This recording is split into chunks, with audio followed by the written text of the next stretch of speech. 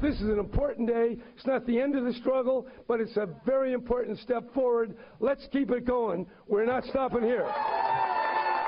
In California, it is the law of the land, a $15 minimum wage, double the federal level. And a few hours after the governor was signing that into law, New York Governor Andrew Cuomo looking to do the same in his state. Other states, Massachusetts for one, Washington, D.C., the district, looking at doing that. All suits this young lady just fine. That Quasia LeGrand is one of the founders of the Fight for 15 movement. She joins us right now. Very good to have you. Hi, Neil. How you doing? I'm okay. Good to be here. You know, do you find this a little bit too fast, too much too fast? I mean, even some liberal economists, some union economists are saying we could see when the president first proposed, you know, a $9.25 minimum wage and up to 10 over a number of years, that was doable in stages. This is too much too fast. A lot of people are going to lose their jobs. You say what? No, I say this is great that it's happening fast. People are losing their jobs now as we speak. Whether we fight or not, people are already losing their jobs, losing their homes. And this is the way that us standing in solidarity, standing together, this is a way to keep us together and have job security. So by this moving rapidly the way it is definitely great for all low-wage workers around this country. Let me ask you something. When you go, let's say, to a fast food restaurant, do you look at the price of the items on the menu? Would you pay more for some of those items if it meant a higher minimum wage for the workers there? Let's just say the fact that I work at a fast food place and barely could pay for the #1 meal because I had to work at least 2 hours. Yes, I think that says a whole lot. That says that something has to change. For me to put back into my economy, I need more money in my pockets. But what about people who go to that restaurant, let's say to a McDonald's, where Big Mac, let's say, is $3.99, right? The estimate is that it would rise to $5.50 to support a $15 minimum wage. Not right away, in stages, but that it would. And that a lot of people who might not work in fast food might look at that and say, well, forget that. I'll go somewhere else. What do you say? I say to that, they raising everything each and every day. Well, that's a pretty big leap, you know. I mean, I'm looking at this equation. That's going from $3.99 to $5.50. A Big Mac meal from $5.69 to $7.85 for a lot of families who don't have a lot of money. That's a big deal.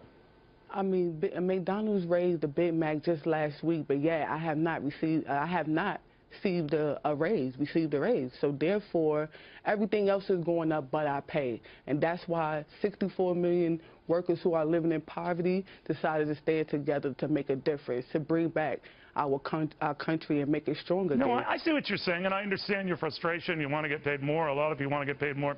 But do you ever worry that it could boomerang on you? A lot of these restaurants, McDonald's included, are automating services, kiosks now that used to have people. Now all that automated. The food line is automated. We're seeing this in scores of places where to cut back on the costs of labor, everyone from fast food franchises to retail stores are doing that. Are you afraid that you're going to speed that process up and push yourself right out of a job? Not at all. McDonald's been around a long time. If they didn't want people in their store, they would have been replaced us with robots. Nobody wants to come in McDonald's and talk to a machine. They are going that way. You see, even before we got to $15, they've been doing that. And we're still there because they need us. And as those machines there, no, actually, they're scaling. No, what I meant to tell you is they're scaling back their workers. Don't you think an environment like this might push them to do more of that?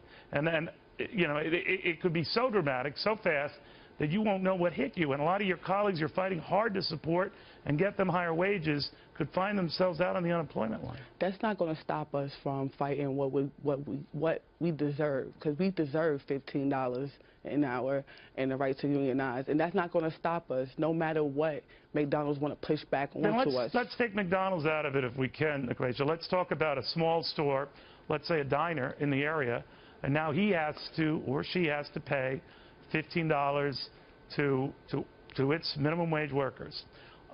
They might not be able to afford that, like maybe a McDonald's, even through franchisees could. What do you say to them? Well, what I say to that, Neil, actually today I just read in the Washington Post that a Republican poster research that 80% of business owners agree already to raising the minimum wage, because they know for a fact if if we have more money, we be able to put money back into I remember the story you're the referring community, and so therefore, business owners already agree. No, I didn't mean to jump on your question. I think that same study said everyone agrees, or most that they talk to, for a hike in the minimum wage. I think there should be a hike in the minimum wage. I think that effectively doubling the federal rate to $15 is a little abrupt, don't you think? Let's just say this now.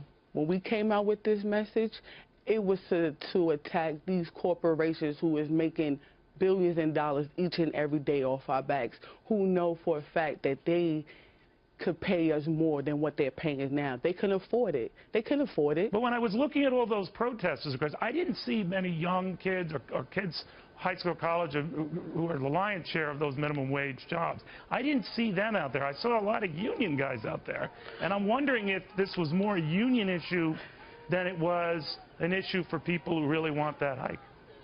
Neil, I don't know what you was looking at, but I definitely not traveled across this country and met different workers across this country. So I know for a fact there's many of low-wage workers on these front lines. All right, so all the union workers that I did see here in New York, that I did see in Chicago, that I did see in Atlanta, that I did see in Houston, that I did see in LA, that I did see in San Francisco, they weren't there?